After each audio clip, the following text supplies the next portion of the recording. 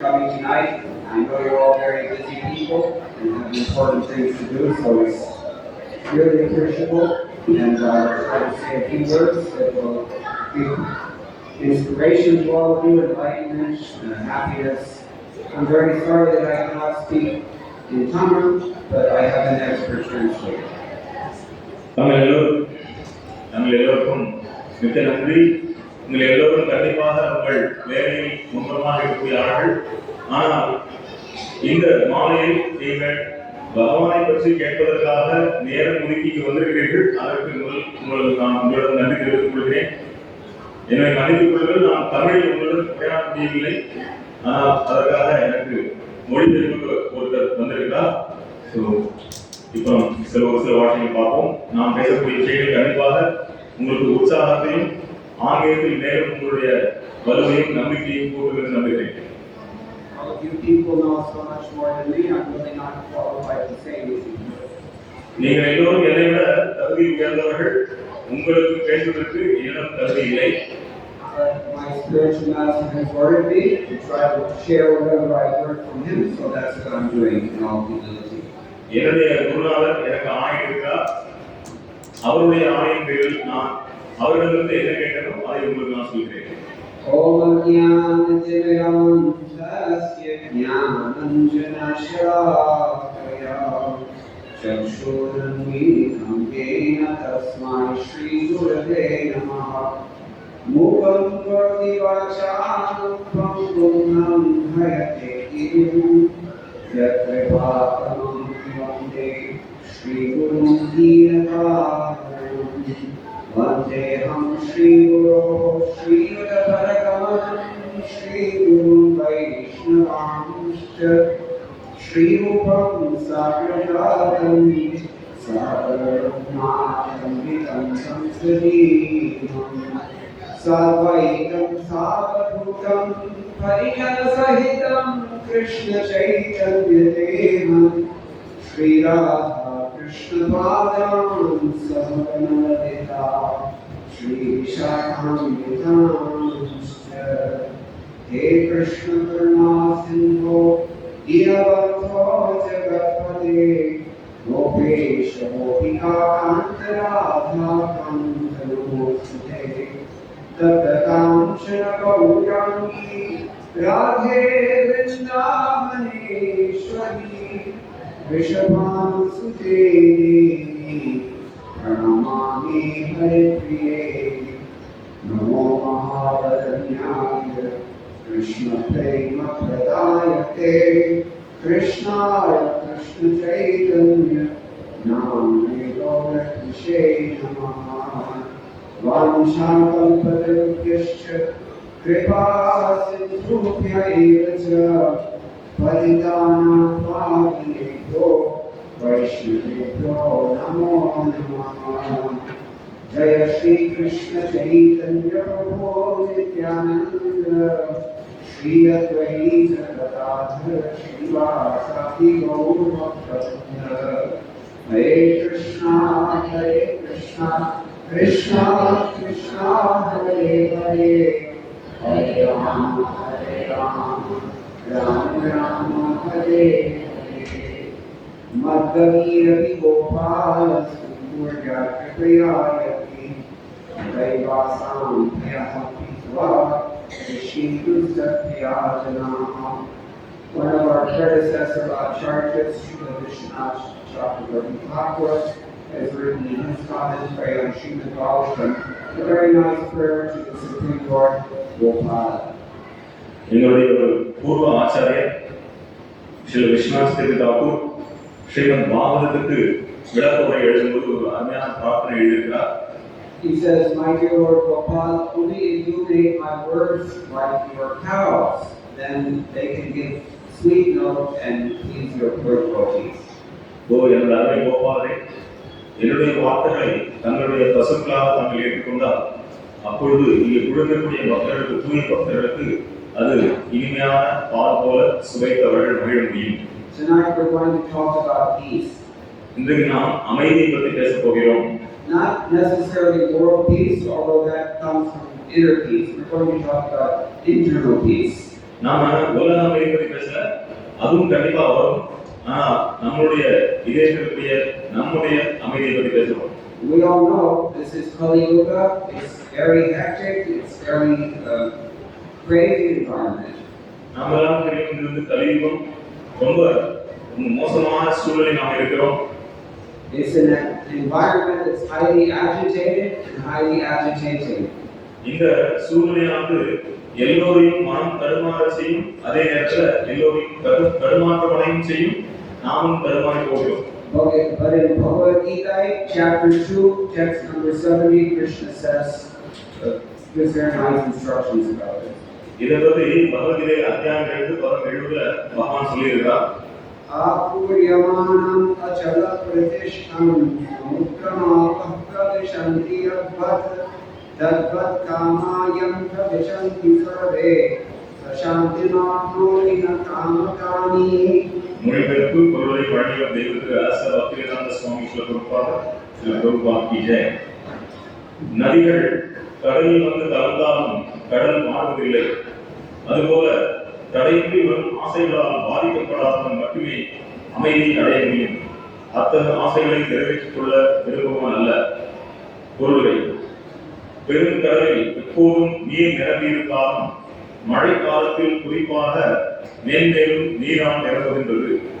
ஆயினும் கடல் எப்போதும் போல் நிலையாக உள்ளது. கிளர்ச்சி அடைவதோ தனது கரையை தாண்டுவதோ இல்லை. கிருஷ்ண உணர்வில் நிலையற்றவனின் விஷயத்திலும் இது உண்மையாகிறது. ஜட உடல் இருக்கும் வரை புலன் முயற்சிக்கான ஆசைகள் தொடர்ந்து கொண்டுதான் இருக்கும். தனது பூர்ண நிலையால் பக்தன் இத்தகைய ஆசைகளால் பாதிக்கப்படுவதில்லை. கிருஷ்ண பக்தனுக்கு எதுவும் தேவையில்லை. ஏனெனில் அவனது எல்லா பௌதீக தேவைகளையும் இறைவனை பூர்த்தி செய்கிறார். எனவே அவன் தன்னில் முழுமையுடைய கடலை போன்றவன். கடலில் நதிகள் பாய்வதைப் போல அவரிடம் ஆசைகள் வரலாம். ஆனால் புலன் முயற்சிக்கான ஆசைகளால் சற்றும் கிளர்ச்சி அடையாமல் அவன் தனது செயல்களில் உறுதி கொண்டுள்ளான். இதுவே கிருஷ்ண உணர்வில் உள்ளவனுக்கான சான்றாகும். ஆசைகள் இருக்கும் போதிலும் பௌதிக புலன் முயற்சிக்கான எல்லா விருப்பத்தையும் அவன் இழந்துள்ளான். இறைவன் திவ்யமான அன்பு கொண்டு திருப்தியுற்று இருப்பதால் கடலை போன்று நிலையாக இருந்து அவனால் அமைதியை முழுமையாக அனுபவிக்க முடிகின்றது. முக்தியை விரும்புவோர் உட்பட பௌதிக வெற்றியை பற்றி என்ன சொல்வது? மற்றவர் அனைவருமே ஒருபோதும் அமைதியை அடைவதில்லை. பலன்களை விரும்பி செயலாற்றுவோர், முக்தியை விரும்புவோர், யோகிகள், சித்திகளை விரும்புவோர் என எல்லாருமே திருப்தி அடையாத ஆசைகளினால் மகிழ்ச்சியின்றி உள்ளனர். ஆனால் கிருஷ்ண பக்தனும் இறைவனின் தொண்டில் மகிழ்ச்சியாக உள்ளான். அவரிடம் நிறைவேற்றிக் கொள்வதற்கென்று எவ்வித ஆசையும் இல்லை. பந்தமாக கருதப்படும் பௌதிக உலகிலிருந்து முக்தி பெறுவதற்கும் அவன் ஆசைப்படுவதில்லை. எந்த பௌதிக ஆசையும் இல்லாததால் கிருஷ்ண பக்தர்கள் அமைதியின் பக்குவ நிலையில் உள்ளனர்.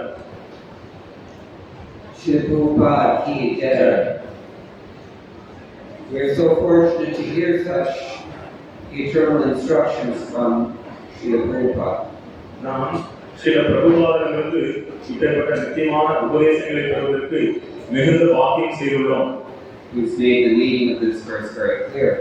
அவர் இந்த ஸ்லோகத்தினுடைய விளக்கத்தை மிகவும் தெளிவாக்கி இருக்கிறார். Most of you know, because you are born in Hindu culture, Hindu families, that we are all eternal spiritual beings. உங்கள நிறைய பேருக்கு தெரிந்திருக்கும், ஏனென்றால் நீங்கள் எல்லாம் இந்து மதத்தில், இந்து கலாச்சாரத்தில் பிறந்து வளர்ந்திருக்கிறீர்கள். நாம் எல்லோரும் நித்தியமான ஜீவாத்மாக்கள். That's called Jivatma.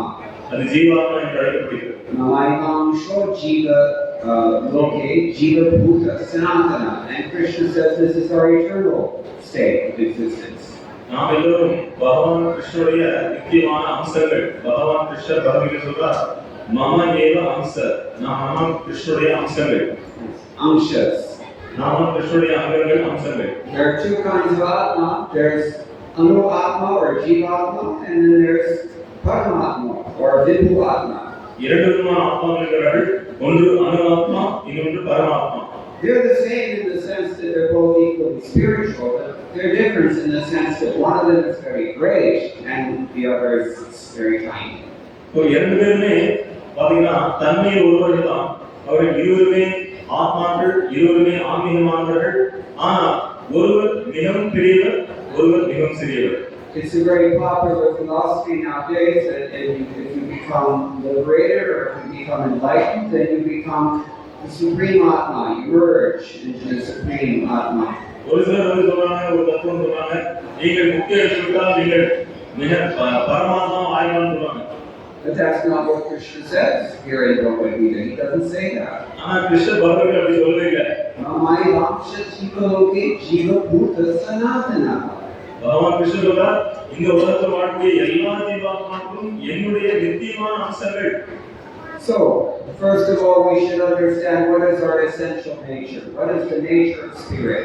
முதல்ல நாம் எல்லோரும் நம்முடைய உண்மையான தன்மையை உணர வேண்டும். ஆத்மாவின் உண்மையான நிலை என்ன?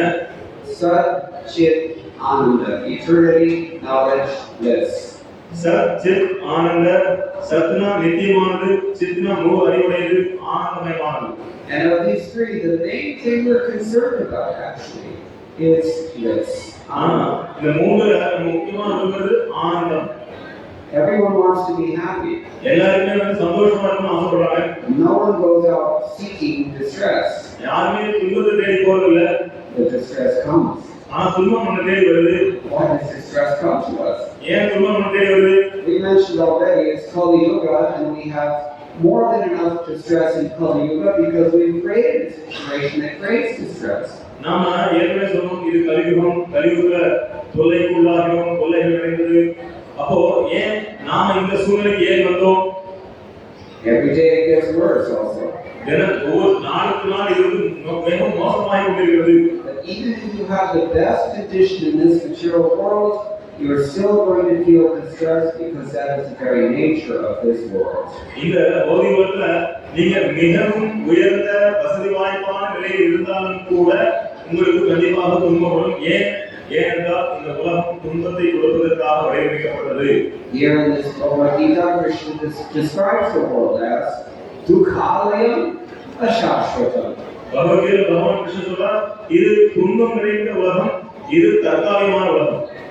We have eternal aspiration for happiness. நமக்கு நித்தியமாகவே சந்தோஷம் அடைவதற்காக நாம் ஏங்கிக் கொண்டிருக்கிறோம். We have an eternal need for happiness. நமக்கு நித்தியமான சந்தோஷத்தை தேடுவதற்காக தேவை இருக்கிறது. Everything we do is aimed at securing that happiness for ourselves as long as we can. நாம என்னெல்லாம் செய்யணுமோ அது எல்லாமே எந்த அளவுக்கு நாம் சந்தோஷமா இருக்கணுமோ அதுக்காக நாம் செய்யணும். But we're trying to find this happiness in a place where nothing is permanent, and therefore we have to lose it. ஆனால் நாம் இதை இந்த தற்காலிகமான இடத்தில் தேடிக் கொண்டிருக்கிறோம். அதனால நமக்கு என்ன சந்தோஷம் கிடைத்தாலும் அந்த சந்தோஷம் நம்மளுக்கு போகிறது உறுதி. We all experience three things. நாம் எல்லோரும் மூன்று விஷயங்களை நாம் அனுபவிக்க போகிறோம். Either we can't have the happiness we seek because we don't have sufficient karma. நமக்கு நாம விரும்பக்கூடிய சந்தோஷம் நம்ம அடைய முடியாது என்ற நமக்கு அது தகுந்த புண்ணியம் இல்லை. Or we can get the happiness that we seek, but we find out that it doesn't actually satisfy us for some reason. அல்லது நாம் தேடக்கூடிய சந்தோஷம் நமக்கு கிடைக்கும், ஆனால் ஏதோ ஒரு காரணம் அதை திருப்தி அடைவதில்லை. Or we get that happiness and then something interrupts it. அல்லது நமக்கு விரும்பிய சந்தோஷம் கிடைக்கிறது, ஆனால் அதற்கு ஏதோ தடை வருகிறது. It's always interrupted. இது எப்பவுமே நமக்கு தடை இருக்கிறது. Either the happiness is taken from us or we are taken from the happiness. ஒன்று நம்மை விட்டு சந்தோஷம் எடுக்கப்படுகிறது, அல்லது நாம் சந்தோஷத்தை விட்டு நாம் எடுக்கப்படுகிறோம். And that happens too because this world is characterized by birth, death, old age, and disease. You can't get away from these things. இது கண்டிப்பாக இந்த உலகம் நடக்குது என்றால் பிறப்பு, இறப்பு, மூப்பு, பிடி, இந்த நான்கு விஷயத்திலும் யாரும் தப்ப முடியாது. So we have desires that we believe are going to make us happy. நமக்கு பல ஆசைகள் இருக்கின்றன. அந்த ஆசைகள் மூலமாக நாம் சந்தோஷமா இருக்கலாம்னு நினைக்கிறோம். It's natural to desire. கண்டிப்பாக ஆசைப்படுவது இயற்கையானது. There's nothing wrong with having desire. ஆசைப்படுவது துன்பம், ஆசைப்படுவது குற்றம் கிடையாது. But when you try to fulfill your desire in an environment that cannot fulfill your desire, that's where you suffer. ஆனால் எந்த இடத்துல நீங்க உங்க ஆசையை நிறைவேற்ற முடியாதோ அந்த இடத்துல ஆசைப்படுறது தப்பு. This world actually cannot satisfy us இந்த உலகம் கண்டிப்பா நமக்கு திருப்தியை தர முடியாது. for the three reasons that I've already explained. நான் ஏற்கனவே அந்த 3 காரணங்களால நமக்கு திருப்தி அடைய முடியாது. Either you never get what you want, or it doesn't satisfy you, or you lose it. ஒன்று நமக்கு சந்தோஷம் கிடைக்காம இருக்கலாம், அல்லது கிடைத்தா நமக்கு திருப்தி இல்லாம இருக்கலாம், மூன்றாவது நமக்கு கிடைத்ததை இழக்க நேரிடலாம். This is the cause of our agitation. This is the cause of our distress. This is why we don't have peace. இந்த காரணத்தால் தான் நாம் தொல்லைக்குள்ளாகிறோம், அல்லது நமக்கு திருப்தி அடையவில்லை, அல்லது நாம் கஷ்டப்படுகிறோம். So here in this verse, Krishna gives the example of the ocean. இந்த ஸ்லோகத்துல பகவான் கிருஷ்ணர் சமுத்திரத்தை ஒப்பிடுகிறார். I was just coming from Tirupati. There, the Tamarapani Nadi is running into the ocean. நான் திருச்செந்தூர்ல வருகிறேன். அங்க தாமிரபரணி நதி போய் திருச்செந்தூர் கடல்ல கலக்கிறது. And so many other rivers are running into the ocean. மற்ற பல நதிகளும் கடலுக்குள்ள கலக்கிறது. Unfortunately, our sewers are also running into the ocean. ஆனா நம்முடைய சாக்கடையும் கடல்ல போய் கலக்குறோம். Everything that you flush goes into the ocean. நீங்க என்னெல்லாம் உங்க வீட்டுல வந்து கீழே வந்து டாய்லெட் வருங்களோ அதெல்லாம் கடல்ல கலக்குது. Varunayana. This is our offering. இதுதான் நம்ம வருடத்துக்கு கொடுக்கிறோம். Kali Yuga offering. So, the ocean, however, never becomes agitated by this. Not 1 inch over its limit does the ocean come. Nothing can disturb the ocean. It's vast, peaceful, flat, always the same. சமுத்திரத்தை கடலை யாரும் கீழ்த்தடை செய்ய முடியாது என்றால் அது வந்து மிகப்பெரியது, அது வந்து எப்பவுமே மேலானது. So Krishna says, Tadvat, just like that, a person who does not strive to satisfy material desires, that person gets peace. அதே மாதிரி கிருஷ்ணர் சொல்றார், தத்வத் சமுத்திரத்தை போல எப்படி மனிதனாம் கலந்தாலும் சமுத்திரம் கீழ்த்தடைகளையோ அதுபோல் எந்த ஒரு மனிதன் தன்னுடைய ஆசைகளை பௌதிக ஆசைகளை நிறைவேற்றிக் கொள்ள முயற்சி செய்யவில்லையோ அவன் மட்டுமே அமைதி அடைவான். So what am I supposed to do?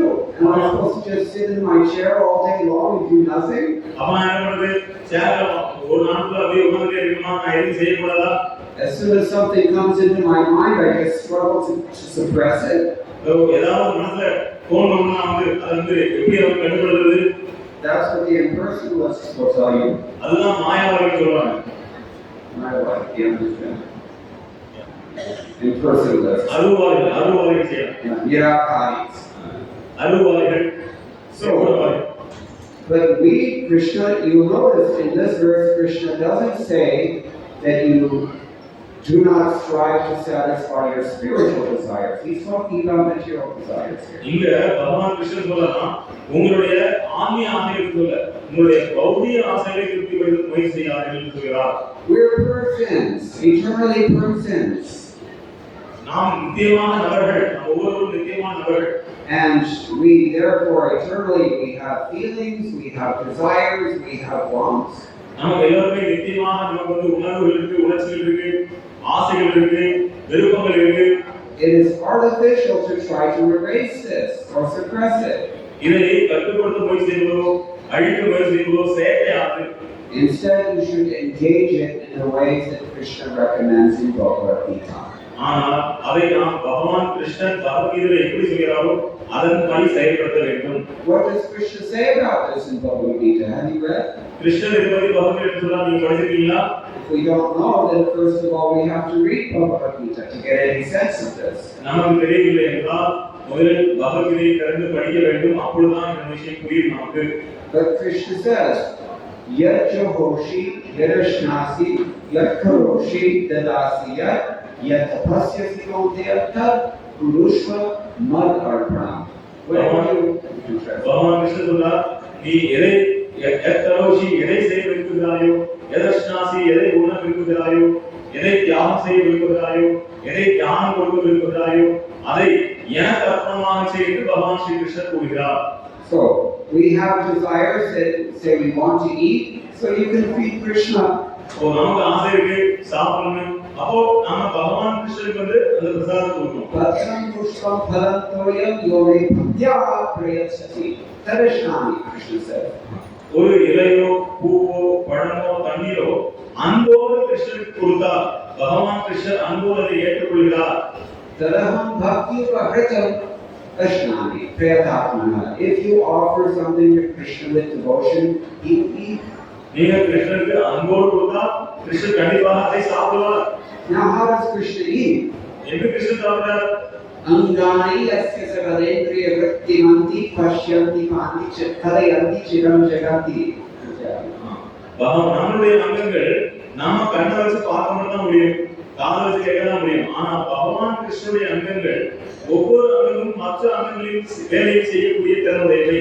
அதாவது பகவான் கண்ணாலே சாப்பிட முடியும், பகவான் கண்ணாலே பேச முடியும், பகவான் காதாலே சாப்பிட முடியும். சோ அதெல்லாம் வந்து நம்ம வந்து நம்ம மாதிரி கிருஷ்ணனை அவசியம் இல்லை. Krishna can eat just by looking at your offering. கிருஷ்ணர் வந்து உங்களுடைய நீங்க நைவேத்தியம் பண்றத பார்த்து அவர் சாப்பிடலாம். So next time you make your idli or your sambar sadam, you just put it in front of Krishna, place a tulsi leaf on top, and you pray to Krishna, please accept my offering. அடுத்தது நீங்க சாம்பார் சாதம் பண்ணுங்கோ, இட்லி பண்ணுங்கோ, அத ஒரு பிளேட்ல வச்சு ஒரு துளசி இலை போட்டு கிருஷ்ணனா வச்சு கிருஷ்ணா தயவு செய்து சாப்பிடுங்க. He tells us he will eat.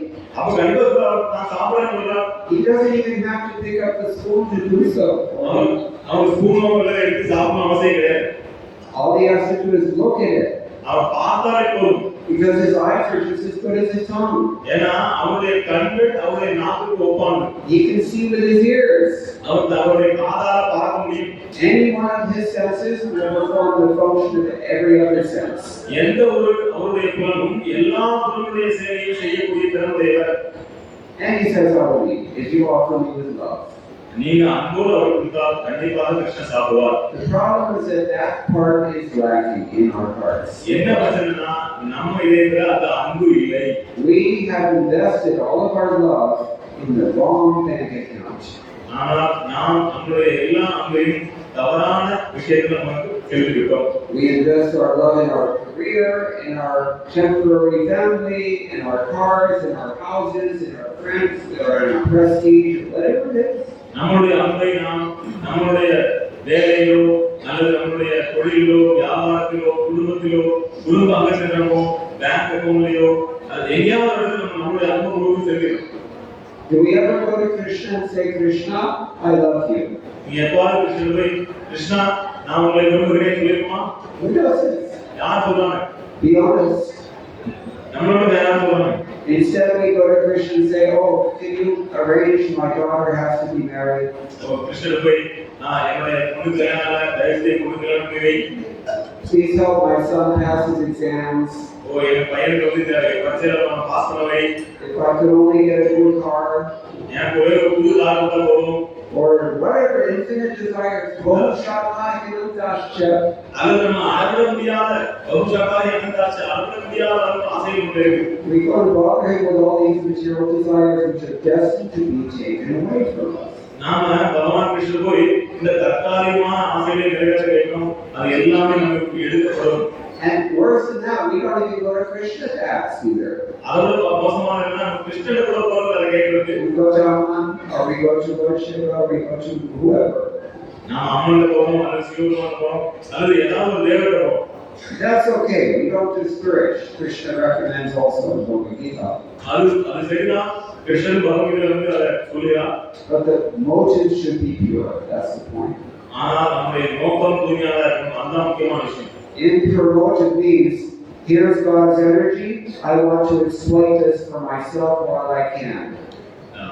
எது வந்து தவறான நோக்கம்னா இது பகவானுடைய சக்தி, இந்த பகவானுடைய சக்தியை என்னுடைய தேவைக்கு நான் பயன்படுத்துகிறேன் அப்படிங்கிறதா தவறான.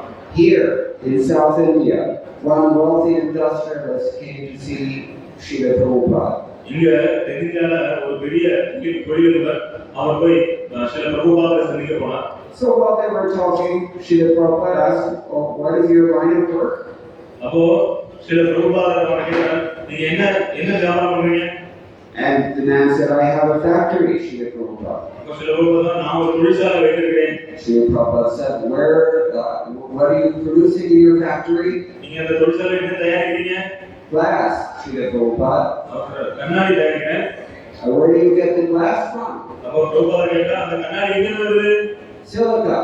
அது வந்து சிலிக்கா மண்ணிலிருந்து வருது. And where do you get the silica from? அந்த சிலிக்கா எங்க வருது? Sand.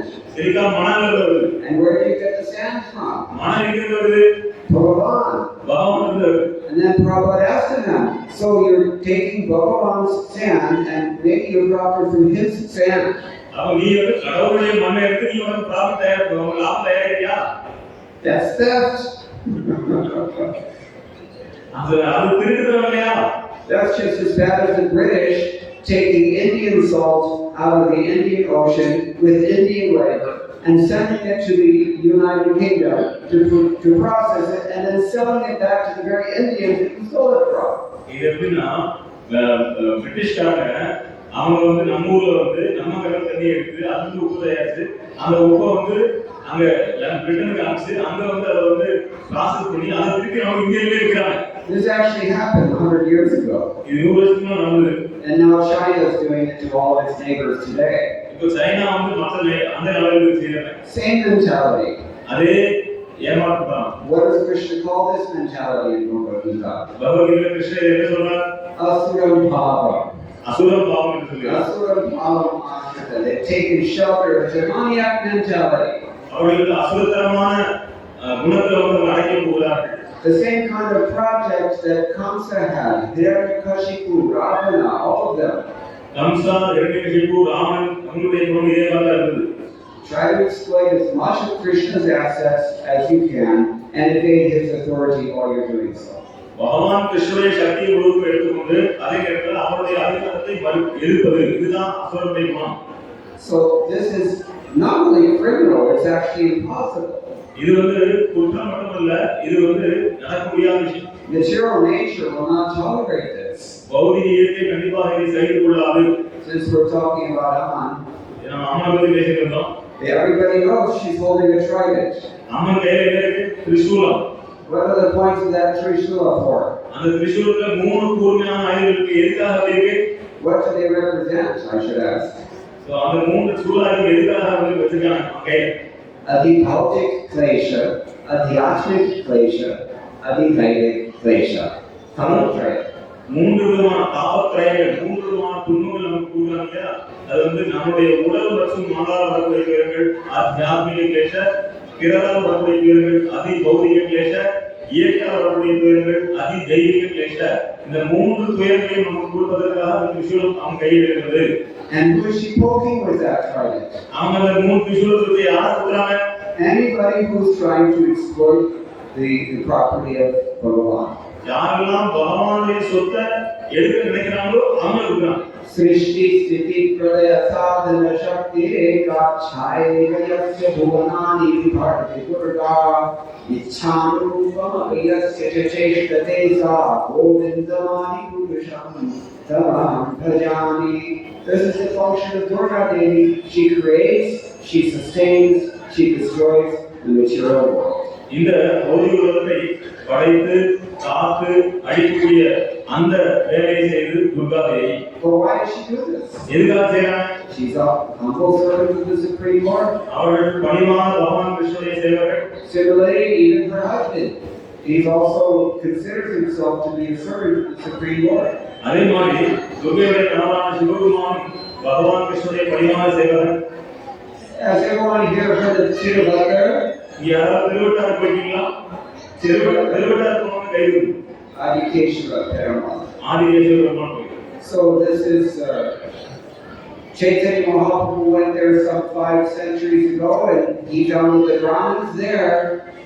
Your forefathers perhaps, they were studying a book called Brahma Samhita. Sri Chaitanya Mahaprabhu 500 வருடங்களுக்கு முன்னால் அந்த திருவட்டாருக்கு போனார். அங்க இருக்கக்கூடிய பிராமணர்கள் அவங்க கண்டிப்பா உங்களுடைய முன்னோர்கள் இந்த ஊரை சேர்ந்தவர்கள். அவர்கள் இந்த பிரம்மசம்ஹிதை அப்படிங்கிற அந்த ஸ்லோகத்தை பாடிட்டு இருந்தாங்க. This I've just quoted this verse from Brahma Samhita. நான் இப்ப சொன்ன அந்த ஸ்லோகம் சிருஷ்டி ஸ்ரீ அந்த ஸ்லோகம் பிரம்மசம்ஹிதைக்கு வரக்கூடிய ஸ்லோகம். These principles were known by your ancestors. உங்களுடைய முன்னோர்களுக்கு தான் இந்த கொள்கைகள் எல்லாம் தெரிஞ்சது. This book doesn't come from West Bengal or Vrindavan. இந்த புத்தகம் பிரம்மசங்கிலே மேற்கு வங்காளத்திலிருந்து வரவில்லை, விருந்தாவனத்துக்கு வரவில்லை, உங்க ஊர்ல வந்திருக்கு. You people gave this to us. நீங்க தான் எங்களுக்கு இந்த புத்தகம் கொடுக்குறீங்க. So similarly, all the devatas is described therein. Dharmota Bhavana Shriya Pansi Brahmadiki Devata Rashtra Jivaha Yadattamatri Bhava Prabhava Govindam Adi Purusham Mahantadani. So பிரம்மாவிலிருந்து ஆரம்பிச்சு ஒரு சின்ன பூச்சி வரைக்கும் இந்த உலகத்திலே எல்லாருமே பாத்தீங்கன்னா அவங்க எல்லோரும் தர்மத்தின் அடிப்படையில் பகவானுடைய கட்டுப்பாடுகளே இருக்கிறாங்க. All the devatas, all 33 Koti devatas are empowered by Bhagavan. 33 தேவர்களும் பகவானால் சக்தி அளிக்கப்பட்டவர்களே. They all consider themselves to be servants of Bhagavan and they carry out their universal responsibilities in humble servitude. அந்த 33 தேவர்களும் பகவானுடைய பணிவான சேவகராக இருந்து கொண்டு இந்த பிரபஞ்சத்துடைய எல்லா நிர்வாக பொறுப்பையும் அவர்கள் கவனிக்கிறார்கள். We should be so humble and pious. நாமும் பணிவாக இருக்க வேண்டும், புண்ணியவான்களாக இருக்க வேண்டும். That's how you take birth as a demigod. அதனால நீங்க தேவர்களாக பிறக்க முடியும். They've already done so. அவங்க அப்படிதான் பண்ணிருக்காங்க. Where are we going? நாம எங்க போறோம்? We don't even know who we are. நாம யாருன்னு நமக்கு தெரியாது. We're being pushed around by these three modes of material nature, and again we're suffering that torment from Maya. நாம மீண்டும் அந்த மூன்று குணங்களால் சத்துவகுணம், ரஜோகுணம், தமோகுணத்தால் அலைக்கழிக்கப்பட்டு மீண்டும் பிறவி எடுத்து துர்காவுடைய திரிசூலத்தால் நாம் குத்தப்படுகிறோம். Miseries produced out of our own heads or bodies. நாம் நம்முடைய தலையோ நம்முடைய உடலையோ மீண்டும் நாம உற்பத்தி செய்து கொண்டிருக்கிறோம். Mainly in the head. குறிப்பாக தலையில. So this is called the yoga. That's the primary symptom. இது கலியுகம், இதுதான் கலியுகத்தின் முக்கியமான அறிகுறி. There's also other miseries we all experienced a few years ago in the form of other living beings such as viruses. இந்த கொஞ்ச நாளைக்கு ஒரு வைரஸால எவ்வளவு கஷ்டப்பட்டோம் corona வைரஸால. And even earlier than that, maybe some 20 years ago, you remember there was a tsunami here. இன்னும் கொஞ்ச வருஷத்துக்கு முன்னாடி சுனாமி வந்தது on the coast of these. கண்டிப்பா கடற்கரை ஏரியால. So these are the adhikaic miseries. இது அதிதெய்வீக துன்பங்கள். Adhipautic miseries, which are other people, other living beings of all sorts. மற்ற உயிரினங்கள், மற்ற நபர்களால் வரக்கூடிய துன்பங்கள் அதிபௌதிக கிளேசம். I left my door open too long with the lights on today.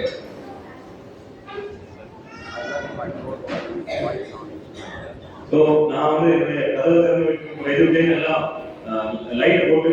So by the time I left to come to this program, I shut the door and everywhere I went I was hearing நான் இந்த மேசி வரதுனால light போட்டு கதவை திறந்து விட்டேன். அப்ப திருப்பி உள்ள போகும்போது பார்த்தா அப்ப சவுண்ட் கேக்குது. என்ன சவுண்ட்? கொசு சத்தம் கேக்குது. So this is called adhipautic misery. இதான் அதிபௌதிக துன்பம், பிற உயிர்களால் வரக்கூடிய துன்பம்.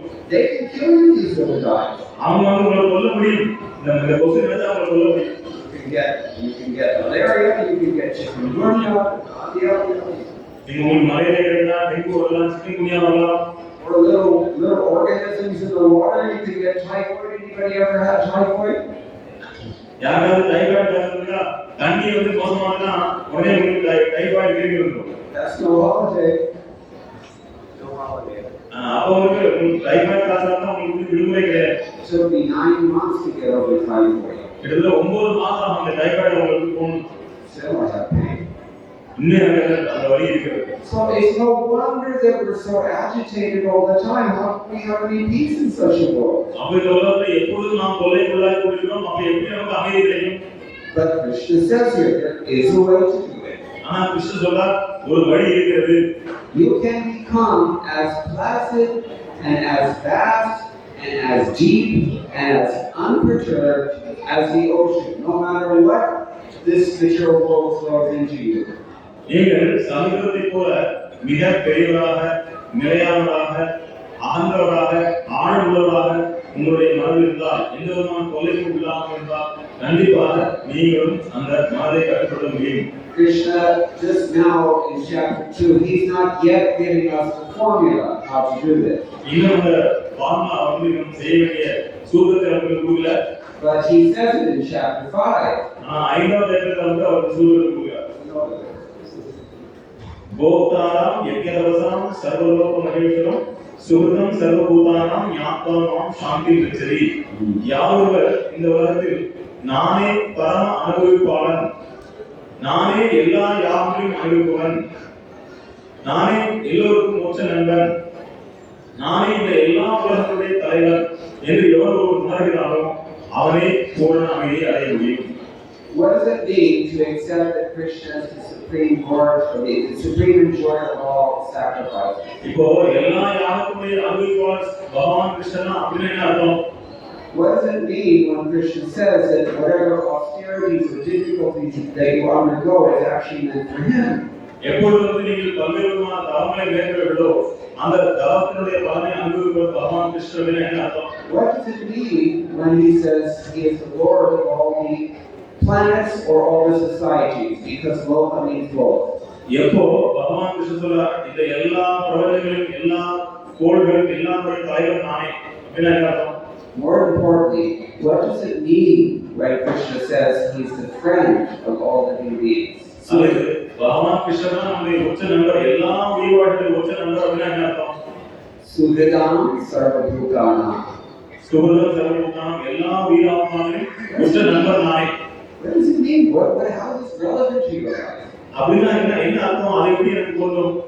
It means that when we become a devotee, when we surrender to Bhagavan by following the instructions in his Bhagavad Gita, then we become peaceful. அப்படின்னா என்னன்னா நாம இந்த பகவத்கீதை அறிவை பின்பற்றி அவருக்கு அவருடைய பணிவான சேவகனாக அப்ப நமக்கு அமைதி கிடைக்கும். Now that sounds a little bit too cosmic for some of us. அப்போ அது நமக்கு ரொம்ப ரொம்ப எட்டாத வயதுக்கு தெரியும்.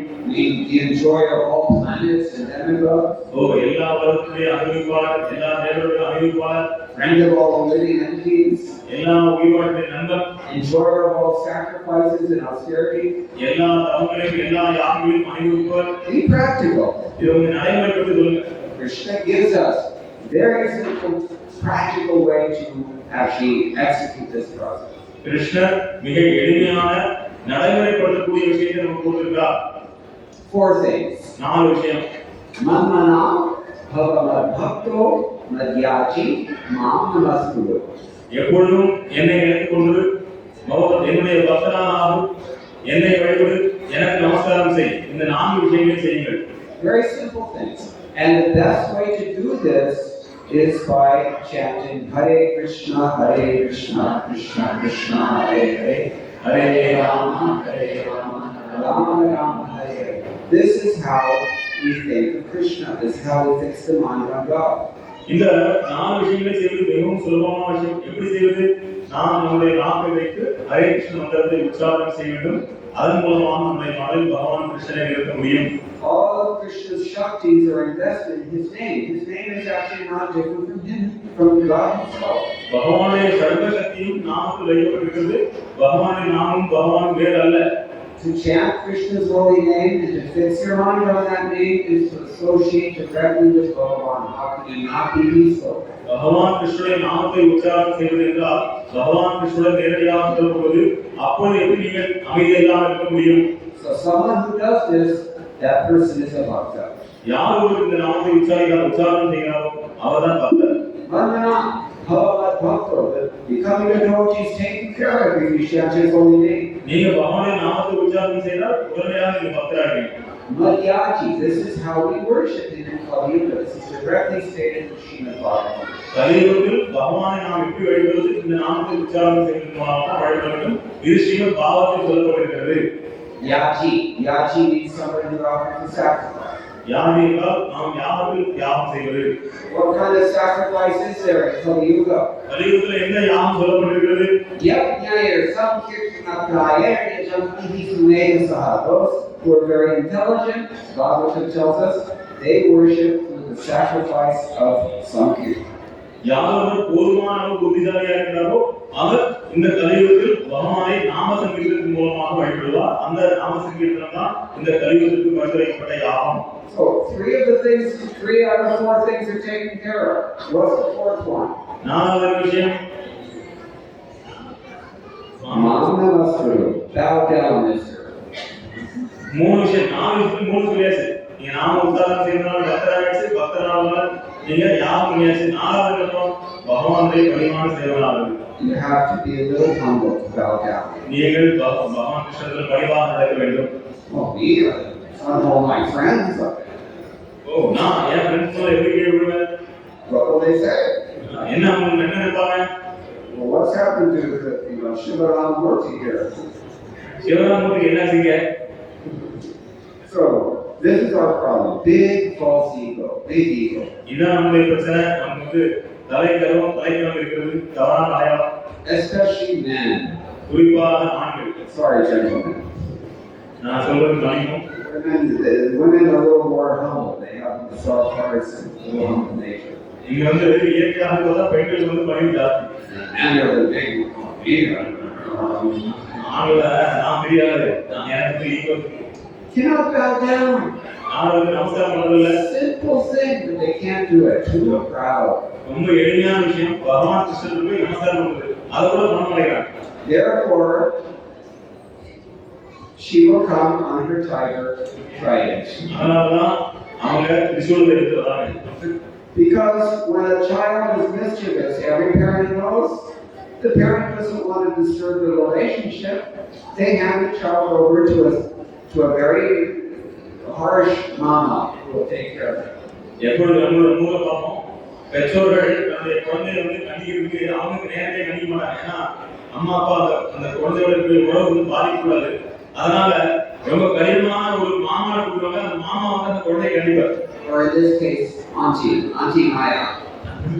அது இந்த விதத்தில் வரும்போது அத்தை என்று சொல்லக்கூடிய துர்கா மாதா கொடுப்பாங்க. So she's got the trident, and we have to eat mystery until we shape up. அவங்க கையில திரிசூலத்தை அந்த திரிசூலத்தை வச்சு 3 விதமான பாவத்திரைகள் கொடுக்குறாங்க. அதை நாம் சாப்பிட வேண்டியிருக்கிறது. நம்ம இந்த பகவான் கிருஷ்ணன் சரணை வரை. How many times you have to be frustrated before you get it? எவ்வளவு முறை நாம் இந்த துன்பப்பட்டு ஏமாற்றம் அடைய போறோம் அறிவு அடையறதுனால. Ask Jarasandha. ஜராசந்தனுக்கு கேளுங்க. Do you know the story of Jarasandha? Jarasandhan கதை உங்களுக்கு தெரியலையா? 17 times he amassed a big army of allies and went to attack Mathura, and 17 times Krishna completely killed everyone in the army and sent him walking back home to Mithila. 17 முறை ஜராசந்தன் மிகப்பெரிய அசோனி பல படைகளை திரட்டி கொண்டு வருகிறான். பகவான் கிருஷ்ணரோட 17 முறையும் அவர் ஒருத்தராவே எல்லாரையும் கொண்டுட்டு அவன் ஒருத்தர் மட்டும் தனியாக இருக்கிறான். திருப்பி மறுபடியும் போறார். And still this idiot refused to bow down. ஆனால் இவ்வளவு இருந்தும் அந்த முட்டாள் இன்னும் பகவான் Krishnan சரணடையவில்லை. Mukalara. முட்டாளாக. So we should not be like that. நாம் அந்த மாதிரி இருக்கக்கூடாது. We should at least be willing to bow down. நாம் கண்டிப்பாக பகவான் கிருஷ்ணனும் நமஸ்காரம் செய்ய வேண்டும். Chant his holy name, become a devotee, worship Krishna through Sankirtana, and do so in a humble state of mind. பகவான் கிருஷ்ணரை நாமத்தை உச்சாரணம் செய்யுங்கள், அவருடைய பக்தராகுங்கள், அவரை வழிபடுங்கள். சங்கீர்த்தனம் செய்வதன் மூலமாக இந்த எல்லாத்தையும் பணிவான மனப்பான்மையில் செய்ய வேண்டும். This is the chief teaching of Sri Chaitanya Mahaprabhu. இதுதான் ஸ்ரீ சைத்தன்ய மகாபிரபுவுடைய முக்கியமான அறிவுரை. Now, toward the end of his commentary, I'm about to end myself, but toward the end of his commentary, Srila Prabhupada is paraphrasing a very nice couplet written by a Bengali devotee about 500 years ago. 500 வருஷத்துக்கு முன்னாடி ஒரு பெங்காலி பக்தர் அவர் சொன்ன விஷயத்தை ஸ்ரீல பிரபுபாதர் இந்த கோவிலில் பேசியிருக்கார். Bhukti Bhukti Siddhi Kami Shakalaya Shanta Krishna Bhakta Nishtam Ataiva Shanta. முக்தி அடைய விரும்புவர், சித்தி அடைய விரும்புவர், இந்த உலகத்துல பௌதிக இன்பத்தை அடைய விரும்புவர் எல்லாருமே அமைதியற்றவர்கள். ஆனால் கிருஷ்ண பக்தர் மட்டுமே நிஷ்காம, அவருக்கு எந்த விதமான பௌதிக ஆசையும் கிடையாது. அதனால் அவர் சாந்த பயலா இருக்கிறார், அமைதியானவரா இருக்கிறார். What happens when a conditioned soul, a Jivatma, bewildered by Maya in this world, tries to exploit the material nature and gets frustrated? What happens? எப்போ ஒரு ஜீவாத்மா, இந்த கற்பனை ஜீவாத்மா இந்த பௌதிக உலகத்துல பகவானுடைய இயற்கையான சக்தி எடுத்து அதை தன்னுடைய சுயம் புலனிப்பதற்காக பயன்படுத்துகிறதா அவனுக்கு எப்படி ஏமாற்றம் வருகிறது? We've already been discussing that. He gets frustrated because it's essentially a foreign idea for him. It's alien. அவனுக்கு வந்து இது துன்பத்தை தான் கொடுக்கும் ஏனென்றால் இது அவனுக்கு இயற்கையான விஷயம் கிடையாது. So the bhaktis are the people who want to enjoy everything material. புக்தி அப்படின்னா இந்த பௌதிகமான விஷயம் எல்லாரும் யார் அனுபவிக்கிறாங்களோ அவங்க. Eventually they will get kicked and smashed hard enough and learn their lesson. அவங்க வந்து பாத்தீங்கன்னா பௌதிக இயற்கையால அடிக்கப்பட்டு விதிக்கப்பட்டு கண்டிப்பாக இந்த பாடம் அவங்களுக்கு போடப்படும். They give up their bow and they attempt to find what? Yeah. அவங்க அவங்களுடைய கோபத்தை விட்டுவிட்டு இந்த மாயால அடி வாங்கி கோவிந்தா சாமி ஆளவிட்டு இல்லையா வந்து சன்னியாசம் போயிடும். So every bhakti kami is a future mukti kami. இந்த புக்தி யாரும் இந்த உலகத்தை அடைய ஆசைப்பட்டு அவன் முயற்சி பண்ணி அடி வாங்கி உத வாங்கி கடைசியில் அவன் என்ன பண்றான் முக்தி காமியா இருப்பான். And he just wants to give up and run off and cultivate jnana. அவன் எல்லாத்தையும் விட்டுட்டு அவன் ஞானம் அடைய போறான்.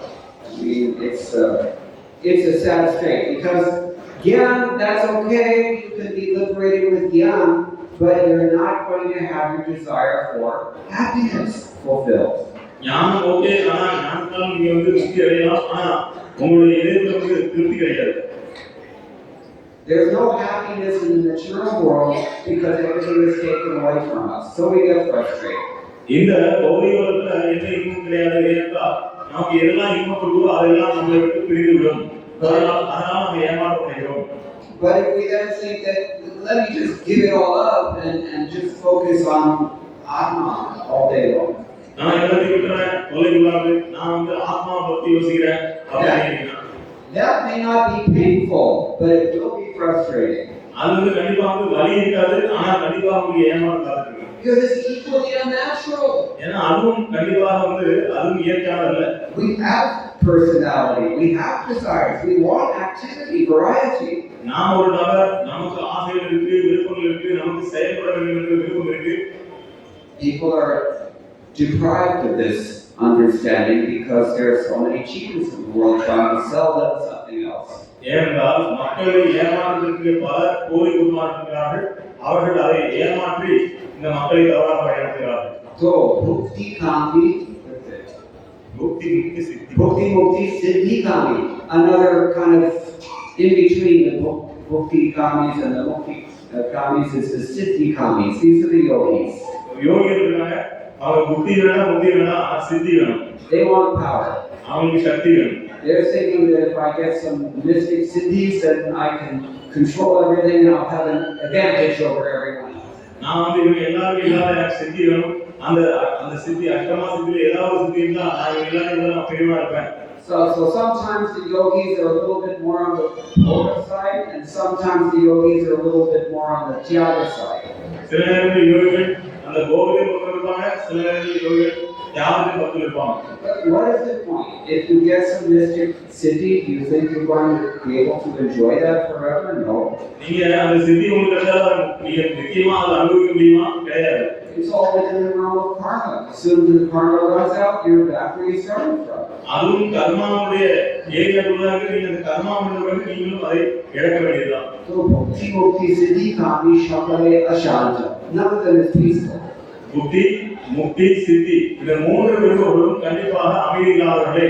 Parantu Krishna bhakta nishkama kaiva shanta. ஏனென்றால் பகவான் கிருஷ்ணனுடைய பக்தர், அவருக்கு வந்து எந்த பௌதிக ஆசை கிடையாது, அதனால் அமைதியுடையவராக இருக்கிறார்.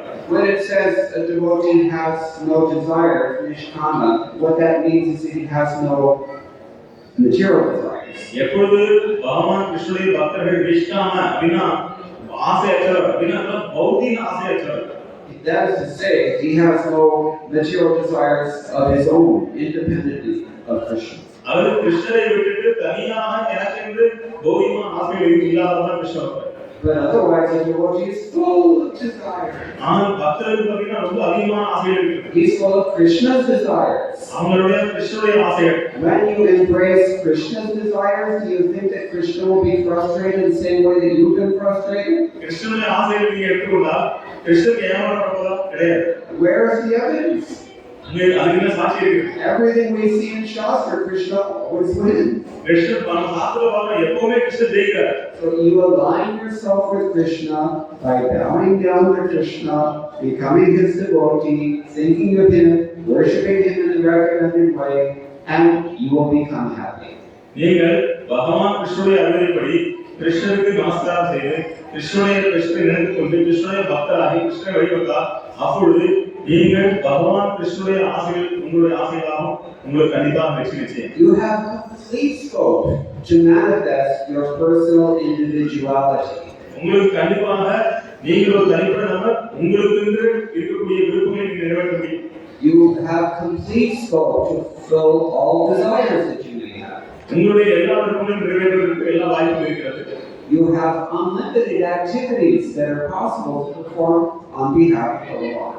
பகவானுடைய சார்பில் நீங்கள் செயல்படுவதற்கு முன்பு எண்ணற்ற சேவைகள் காத்து கொண்டிருக்கின்றன. You have unlimited variety. You have unlimited topics to discuss and to hear about. அளவில்லாத ஏகப்பட்ட விஷயங்கள் உங்களுக்கு சேவை செய்ய காத்திருக்கு. ஏகப்பட்ட பகவானுடைய ஆசைகளை திருப்திப்படுத்த முடியும். உங்களுடைய எல்லா விதமான விருப்பங்களையும் நிறைவேற்றக்கூடிய விருப்பம் பகவான் நிறைவேற்றப்படும். And you have unlimited foodstuffs to offer to Krishna, and then he returns them to you so kindly, so you can also eat. நீங்கள் பலதரப்பட்ட உணவுகளை கிருஷ்ணனுக்கு நிவேதனம் செய்யலாம். அது எல்லாமே நீங்கள் பகவான் கிருஷ்ணன் உண்டவர் நீங்கள் அது பிரசாதமாக நீங்கள் ஏற்றுக்கொண்டு விடலாம். What have you got to lose? இங்கே உங்களுக்கு தோக்கிறது ஒண்ணுமே கிடையாது. Nothing. எதுவுமே கிடையாது. Except one thing. ஒரே விஷயம் தான் இருக்கு. That is the dogged determination to compete with Krishna with a puffed up false ego. நாம இந்த தவறான இருக்கக்கூடிய இந்த தவறான அடையாளத்தை நாம பகவான் கிருஷ்ணனோட போட்டி கூட ஆரம்பிக்கணும். அதான் That's the only thing you have to give up. அந்த ஒரு விஷயத்தை நாம் விட வேண்டும். But once one has enough experience of this process, then one eventually realizes that it's actually a great relief to give that up. யார் ஒருவர் போதுமான அளவுக்கு அனுபவம் இருக்கிறதோ அவருக்கு கிருஷ்ணனோட போட்டி போனா என்ன நடக்கும்? This is nothing but trouble. அப்ப கண்டிப்பா நமக்கு பிரச்சனை ஆகும். Okay, so this verse Krishna is describing, we can actually become like that. There are such people. பகவான் கிருஷ்ணர் சொல்றா இந்த மாதிரி நபர்கள் நிறைய பேர் இருக்காங்க. How do we know this? எப்படி தெரியும்? In chapter 4, Krishna tells us. Bhavo jnana tapasa bhuta mad bhavam agata. Many people in the past, they have cultivated the knowledge, they've been purified by that knowledge, they've come to me and become my devotees, and they attain bhava bhakti.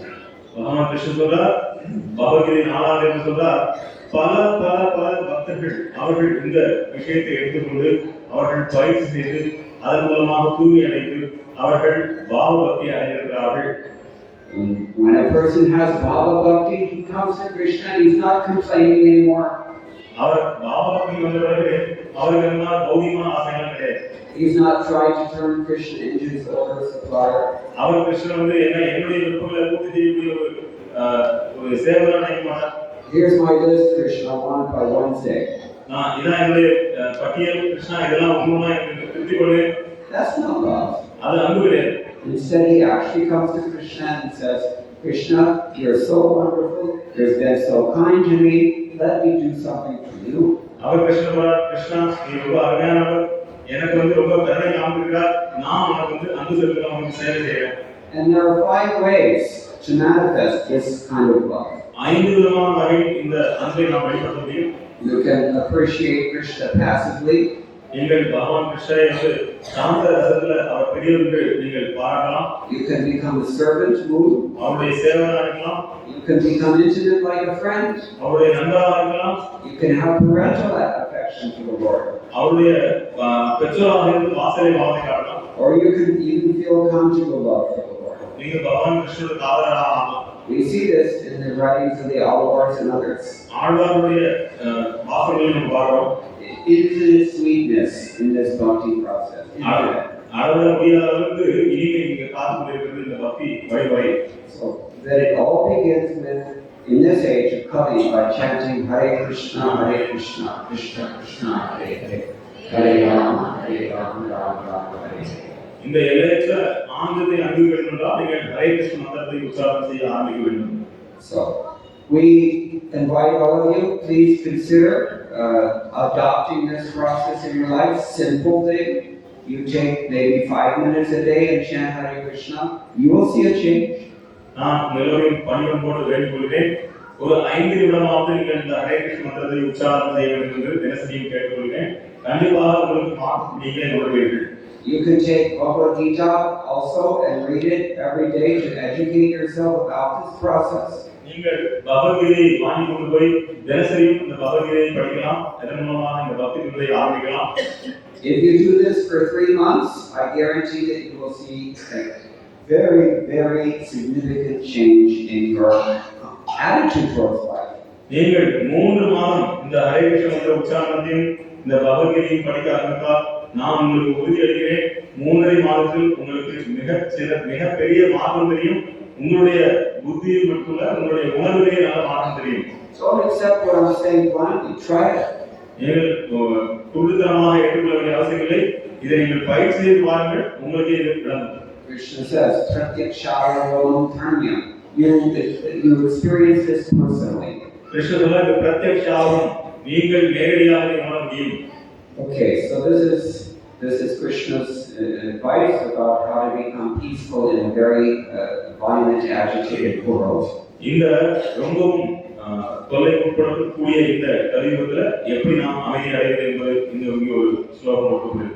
I can honestly share with you that I have felt some effect from this process myself personally.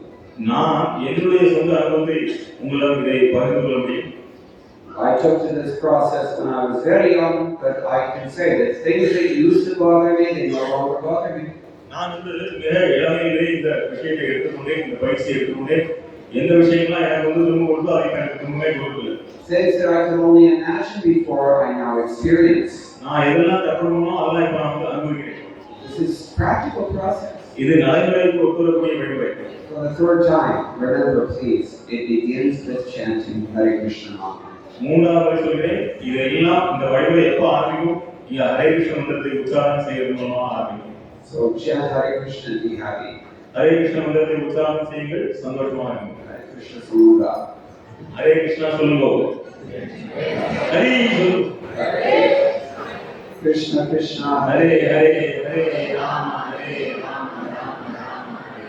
So anyone have any questions or comments we can discuss? யாராவது கேள்விகள் கருத்துக்கள் சந்தேகங்கள் தான் கேட்கலாம். இத கேள்வி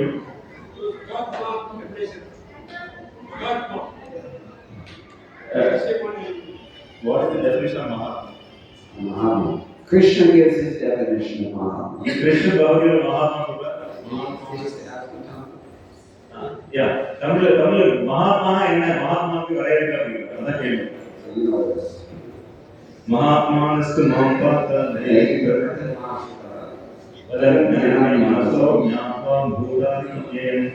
யாரொருவர் மகாத்மா நினைக்கிறார்னா பகவான் கிருஷ்ணரை எப்பொழுதும் பக்தி தொண்டு செய்து கொண்டு தெய்வ பிரகிருதி பகவான் கிருஷ்ணருடைய தெய்வீக பிரகிருதியில் அடைக்கலம் கொண்டு பகவான் கிருஷ்ணருடைய நாம சங்கீர்த்தத்தை யார் தொடர்ந்து செய்து கொள்கிறாரோ அவர்தான் Mahatma. Also, Satatam Kirtanam Kamam Jalatashatrukavata. This is their ability also.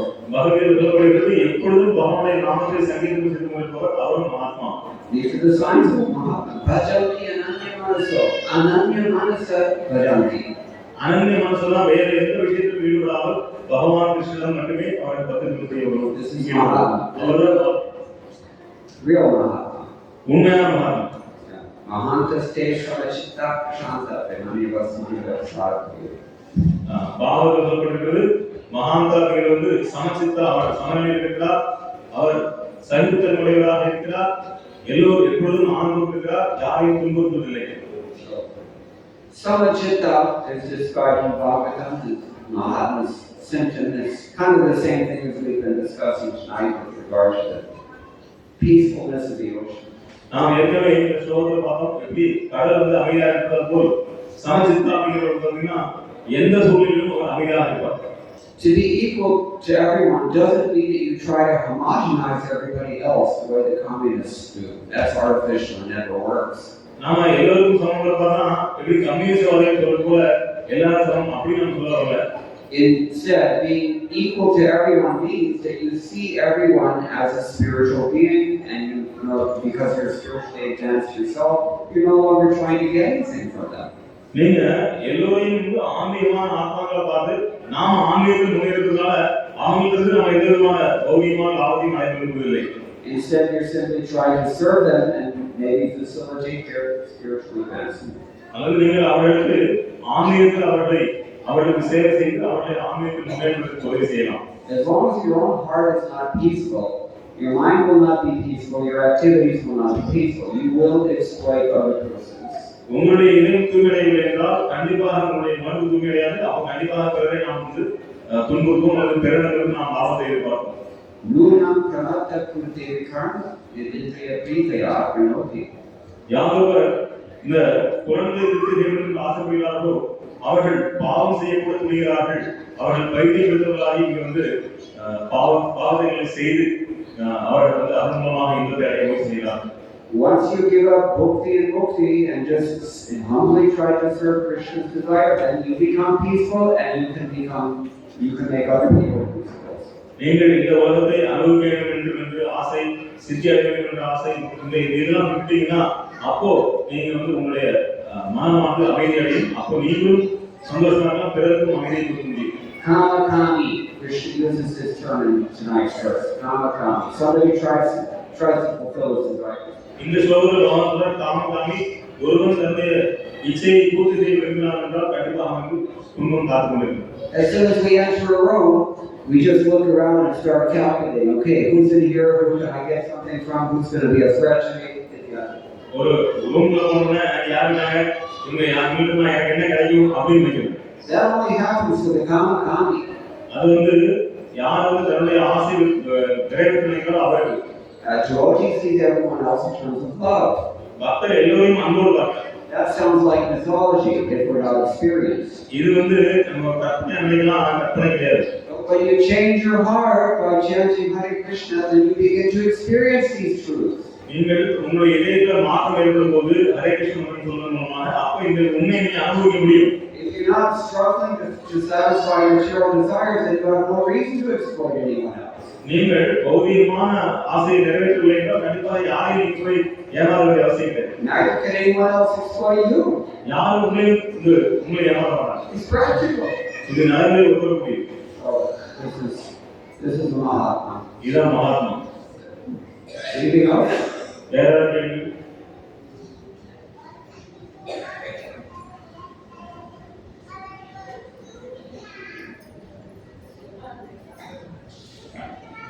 வேற கேள்வி இல்லை.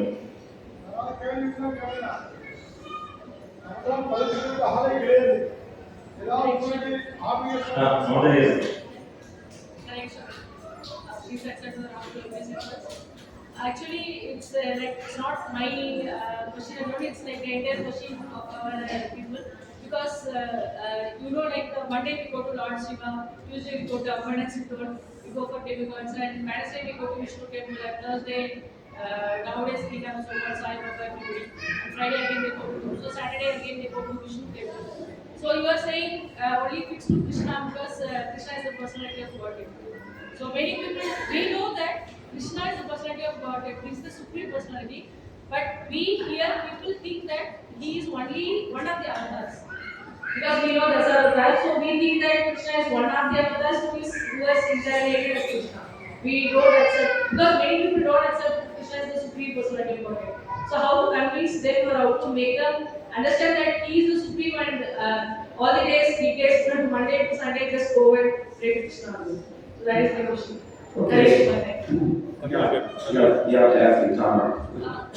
Hare Krishna, நான் என்ன கேட்டேன் அப்படின்னா, நம்ம வந்து சாதாரண மக்கள் என்ன பண்ணுவோம் அப்படின்னா, திங்கட்கிழமை நம்ம சிவன் கோயிலுக்கு போறோம், செவ்வாய்க்கிழமை அம்மன் கோயிலுக்கு போவோம், புதன்கிழமை பெருமாள் கோயிலுக்கு போவோம், வியாழக்கிழமை குருபகவானை போய் வழிபடுறோம். ஸோ அவங்க என்ன சொல்றாங்க, எப்பவுமே வந்து நீங்க கிருஷ்ணரை வழிபடுங்க, வேற யாரையும் வழிபட வேண்டாம்னு சொல்றாங்க. அப்ப நம்ம வந்து அதை வந்து ஏற்றுக்கணும் அப்படின்னா, நம்ம வந்து அதை வந்து ஒரு அவங்க என்ன சொல்றாங்க அப்படிங்கிறது நமக்கு புரிஞ்சா வந்து நம்மளால அதை ஏற்றுக்க முடியும். அப்பதான் நம்ம வந்து முழு தரதுனால கிருஷ்ணன் மட்டும் கும்பிடுவோம். இல்லை அப்படின்னா எனக்கு திங்கட்கிழமையா நான் அவரை போய் கும்பிடணும், சனிக்கிழமையா அவரை போய் பார்க்கணும், இவரை போய் பார்க்கணும், கார்த்திகை மாசம் வருது, தை மாசம் வருது, முருகரை பார்க்கணும், இப்படி நம்ம போய்கிட்டே தான் இருப்போம். ஸோ நான் என்ன கேட்குறேன் அப்படின்னா, அவங்க வந்து கிருஷ்ணர் தான் முழுமுதல் கடவுள் அப்படின்னு சொல்றாங்க. ஆனா நம்ம எப்படி கிருஷ்ணர் பார்க்கணும் அப்படின்னா, நம்ம தசாவதாரம் வந்து நம்ம எல்லாருக்குமே தெரியும். கிருஷ்ணர் ஐ மீன் பெருமாள் விஷ்ணு வந்து அவதாரம் எடுத்தாரு, மச்ச அவதாரம், கூர்ம அவதாரம், வன அவதாரம், அது மாதிரி கிருஷ்ணரும் ஒரு அவதாரங்கிறத நம்மளோட புரிதல். ஸோ ஆனா இவங்க என்ன சொல்றாங்க அப்படின்னா, கிருஷ்ணர் தான் முழுமுதல் கடவுள், எல்லா கடவுளுக்கும் முழுமுதல் கடவுள் கிருஷ்ணர், பகவான் கிருஷ்ணர் தான் அப்படிங்கிறாங்க. அப்ப நம்ம எப்படி அதை வந்து நம்புறது, முதல்ல அதை எப்படி அக்செப்ட் பண்றது, அப்படி நமக்கு ஒரு திங்கட்கிழமை இருந்து ஞாயிற்றுக்கிழமை வரைக்கும் நான் கிருஷ்ணன் மட்டும் வழிபட்டா போதுங்கிறத நான் எப்படி என்னோட வாழ்க்கை முறையில் நடைமுறைப்படுத்துறது அப்படிங்கிறது என்னோட கேள்வி. Thank you, Hare Krishna. Okay, I'm kind of hearing a lot of questions into one. Maybe I should just repeat what I think you're asking. That why only Krishna? Is that what you're asking? Yes. Okay. Why is with Krishna? No. Well, you know, I can say about this that I'm a little bit liberal on this point. இதுல வந்து நான் அந்த அளவுக்கு ரொம்ப பலமா சொல்ல விரும்பல. I have no problem if people worship demigods. மக்கள் வந்து தேவர்களை வழிபட்டா அதனால எனக்கு பிரச்சனை கிடையாது. On a mundane level, that's something that Krishna even recommends in Bhagavad Gita. ஏன்னா பகவத்கீதை சொல்லப்பட்டிருக்கிறது. I go to Tirthampur every year myself and see Skanda because, well, I go there. நான் ஒவ்வொரு வருஷமும் திருச்செந்தூர் போனா அவருக்கு ஸ்கந்தர் போய் வழிபட்டேன். He's been very kind to me. எனக்கு ரொம்ப கருணை வழங்கியிருக்கார். And I appreciate that. அதையும் நான் வந்து பாராட்டுறேன். So, you know, if it's Kali Yuga and anybody's doing anything religious under the authority of Vedas, I'm not going to discourage that. இந்த கலியுகத்துல வேத முறைப்படி ஏதாவது வந்து ஏதாவது வழிபடாங்கன்னா அந்த வேதத்தை அவங்க பின்பற்றினாங்கன்னா அதை வந்து நான் வந்து கொண்டு வர முடியாது. At the same time, it's also a fact that Krishna tells us in Bhagavad Gita, tells Arjuna, and through Arjuna tells us, Nisthaimunya Bhava, transcend all this free modes stuff. பகவான் கிருஷ்ணன் பகவத்கீதை சொல்றார் அர்ஜுனனுக்கு நிஸ்திரைமுனியோ இந்த மூன்று குணங்களுக்கு மேலே எழுவாயாக. And he also says in Bhagavad Gita that, you know, he is the source of all these demigods. அவர் சொல்றார் இந்த எல்லா தேவர்களுக்கும் நானே மூலம். Raise the curse.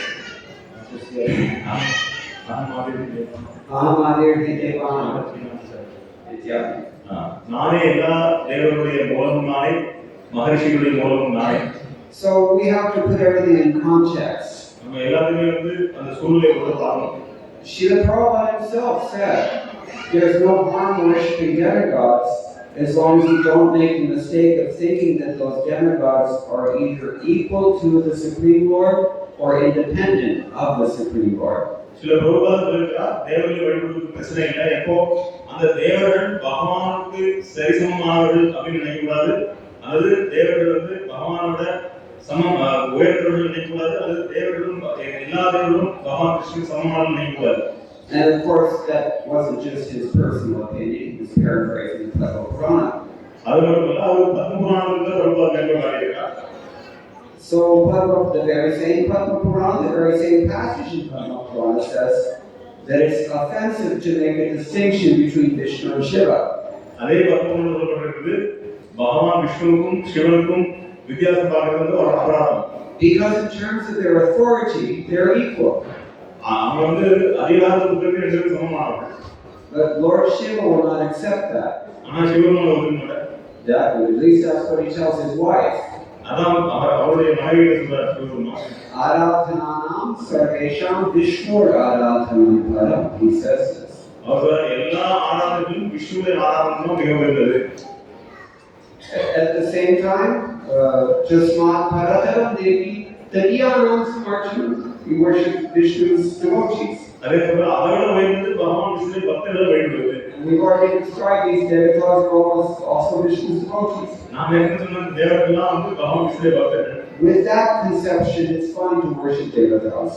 அந்த மனப்பான்மையில் விஷ்ணு தேவர்களை வழிபடலாம். But because people do not study the Vedic literatures, they have the conception that each and every god is alone responsible for one thing that only he can do, and that's wrong. சாஸ்திரங்களை படிக்காத காரணத்தினால மக்கள் நினைக்கிறாங்க ஒவ்வொரு தேவர்களும் தனிப்பட்டவர்கள், அவங்க வந்து அவங்க விருப்பப்படியெல்லாம் செயல்படலாம் அப்படின்னு நினைக்கிறாங்க. So this is the problem with Hinduism. Hinduism means Krishna consciousness minus pramana. Hinduism அப்படின்னா கிருஷ்ண பக்தி ஆனா பிரமாணம் இல்லாத கிருஷ்ணர் இல்ல மைனஸ் பிரமாணம் அப்படின்னா சாஸ்திரம் வேண்டுகிறது. It's kind of like the caste system means varnashram minus love. இது எப்படின்னா இந்த ஜாதி இருக்கு அது வந்து வர்ணாசிரம தர்மம் சொல்றோம். ஆனா அது வந்து பாத்தீங்கன்னா அந்த தர்மம் கிடையாது, அது வந்து வெறும் ஜாதின்னு சொல்றாங்க. The point being that as soon as you remove Bhagavan from the picture, everything goes haywire and perverted. நீங்க பகவானை எடுத்தீங்கன்னா அதுக்கப்புறம் பாத்தீங்கன்னா எல்லா பிரச்சனையும் வந்துடும். And then people become confused also. அப்புறம் மக்கள் குழப்பம். And that adds to the lack of peace that we're addressing tonight. அது கண்டிப்பாக இங்க நம்ம பேசுற அமைதி பத்தி நமக்கு வந்து பிரச்சனையாகும். That's why I said in concluding this lecture that in addition to chanting Hare Krishna, in order to direct your efforts at bhakti, you should study Bhagavad Gita every day. அதனால சொன்னோம் இந்த ஹரே கிருஷ்ணன் உற்சாகம் செய்வதோடு கூட இந்த பகவத்கீதை இதை தொடர்ந்து படிக்க ஆரம்பிக்க வேண்டும். Because we need intelligence, which can only come from Vedamata. நமக்கு கண்டிப்பாக புத்தி வேண்டும். அந்த புத்தி வந்து வேத மாதாவிலிருந்து வருகிறது. That's a short answer. I hope it's sufficient. இது போதுமா? இது சிறிய பதில். Anyone else have any questions? வேற ஏதாவது கேள்விகள் இருக்கு? He likes it. Okay.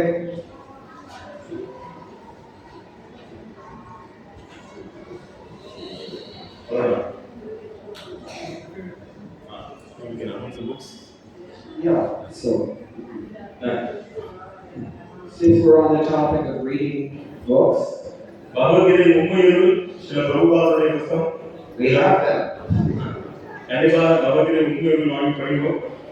You can take them and benefit from them. இயற்கை சட்டங்கள் இந்திய இளை செல்வமாக எழுத ஒவ்வொருத்தரும் கண்டிப்பாக வந்து இந்தியாவுடைய இளைஞர்களுக்கு உங்க ஜெனரேஷன் அடுத்த ஜெனரேஷன் சொல்லக்கூடிய விஷயம் கிருஷ்ணர் இன்பத்தில் எழுதினார். யோகத்தின் பூர்ணத்துவம் கிருஷ்ண மனு ஈடையற்ற வரம் பக்குவ நிலைக்கான வழி ராமாயணம் கிருஷ்ணா ஸ்ரீமத் பாகவனுடைய 10வது சந்தத்துடைய பகவான் கிருஷ்ணனுடைய தோற்றம் முதல் 90 கதைகள் இருக்குது. ஸ்ரீமத் பாகவன் முதல் காண்டம். இந்த புத்தகம் வாங்கி படிங்கள்.